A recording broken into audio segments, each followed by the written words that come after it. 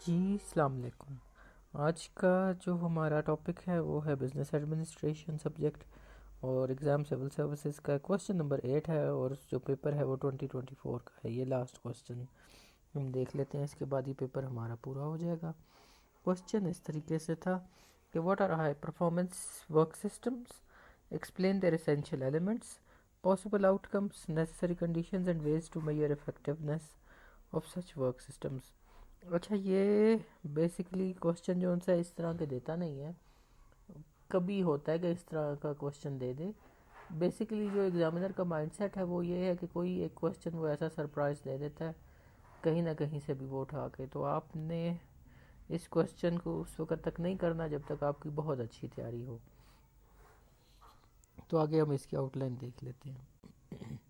سب سے پہلے انٹروڈکشن لکھنا ہے، پھر سوال کا پہلا پارٹ ہے کہ واٹ آر ورک سسٹمز، پھر اس نے اسینشیل ایلیمنٹس پوچھے تھے of high performance work systems, وہ دوسرا پارٹ ہے۔ پھر تیسرا اس نے پاسبل آؤٹ کمز پوچھ لیے۔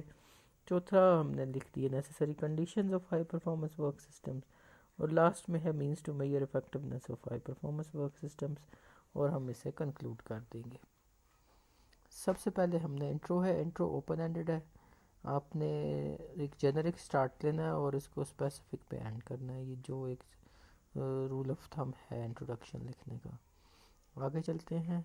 What are high performance work systems, definition اس کی لکھ دی۔ It is the process of aligning human resource functions with that of organizations for objectives. It allows for greater involvement and responsibility of employees in an organization, thus making them a competitive advantage. Employees, on the other hand, have a greater belief that their contribution will be valued and are useful for success of company. In a nutshell, it is a combination of human resource, processes, technology and organizational structure to achieve a competitive edge. یہ اس کی definition اور تھوڑی سی explanation ہو گئی۔ آگے ہمارے پاس ہے سوال کا دوسرا پارٹ کے اسینشیل ایلیمنٹس کیا ہیں جی اس کے۔ سب سے پہلا ہے human resource management, recruiting and retaining work force that is capable enough to make decisions at highest level. پھر ہے ہمارے پاس work design, designing tasks in a way that is effective and efficient. It can be done by matching employee skills with their job description and responsibilities۔ تیسرا ہمارے پاس ہے organisational structure, developing a flatter broader structure where communication and decision making is more interactive۔ اور more interactive کے ساتھ ساتھ زیادہ جو سی ہے وہ فاسٹ پیسڈ بھی ہوگی، کیونکہ جتنے کم لیئرز ہوں گی اتنی جلدی ہماری فاسٹ پیسڈ ہوگی، اور انوویشن کی بھی پاسبلٹی زیادہ، روم زیادہ رہتا ہے۔ پھر ہمارے پاس reward system, designing a reward system that encourages employees to achieve organizational goals۔ Last ہے ہمارے پاس information system, ensuring that all details about company performance, objectives etc. are shared with clarity to enable effective decision making۔ یہ اس کے essential elements ہو گئے۔ آگے ہم دیکھ لیتے ہیں اس کے possible outcomes۔ سب سے پہلا جو اور obvious one ہے، اس کے productivity increase ہوگی۔ The core purpose of high performance work systems is to manage resources in an efficient manner by reducing waste۔ دوسرا کسٹمر، ظاہری بات ہے جتنی زیادہ پروڈکٹیوٹی انکریز ہوگی اور کوالٹی بھی ہم مینٹین کریں گے تو پھر کسٹمر کی سیٹسفیکشن بھی اتنی بہتر ہوتی جائے گی۔ Better decision means improved quality of product or service, thus resulting in better customer satisfaction۔ Last ہے ہمارے پاس reducing turnover، یعنی کہ ہم نے تینوں چیزوں کو دیکھا کہ ہم نے سیٹسفائی کر دیا، کسٹمر کو بھی سیٹسفائی کر دیا جو ہمارا ایکسٹرنل ایلیمنٹ ہے، انٹرنل ایلیمنٹ جو ہمارے امپلائیز ہیں ان کی سیٹسفیکشن بھی بڑھا دی، جس کی وجہ سے ان کی ٹرن اوور کم ہو گیا، اور کمپنی کو بھی فائدہ ہوگا دو لحاظ سے۔ ایک تو ان کا امپلائی ریٹینشن جو سی ہے وہ زیادہ رہے گی، وچ مینس کہ ان کو ہیومن ریسورس پہ کم انویسٹ کرنا پڑے گا، اور دوسرا ڈیفینیٹلی جب پروڈکٹیوٹی بڑھے گی تو پھر پروفٹس بھی بڑھیں گے۔ تو تھری وے یہ تھری ڈائمینشنل ہم کہہ سکتے ہیں اس کا آؤٹ کم ہے۔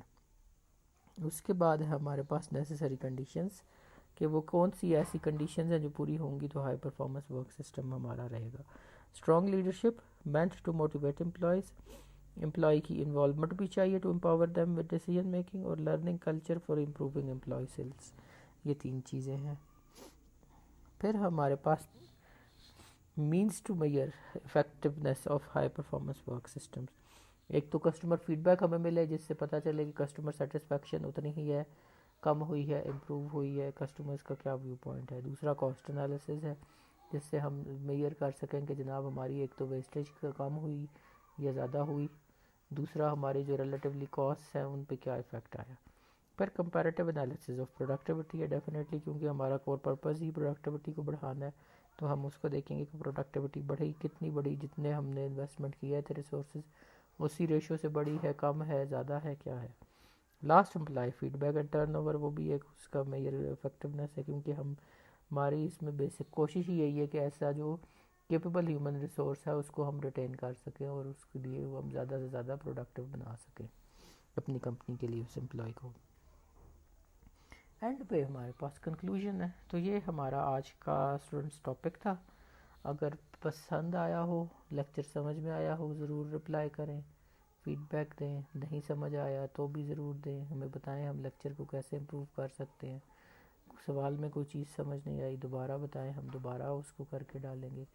کوئی ایسا آپ سجیشن دینا چاہیں، کوئی کوسچن آپ چاہیں ہم سالو کر کے دیں، وہ بھی ضرور بتائیں۔ اس کے علاوہ اور کوئی بھی آپ ریکمنڈیشن دینا چاہیں وہ بھی ضرور دیں۔ تو اینڈ پہ اسٹوڈنٹس اگر ویڈیو پسند آئی ہو تو لائک بھی کریے گا، سبسکرائب بھی کریں، شیئر بھی کریں۔ Thank you very much.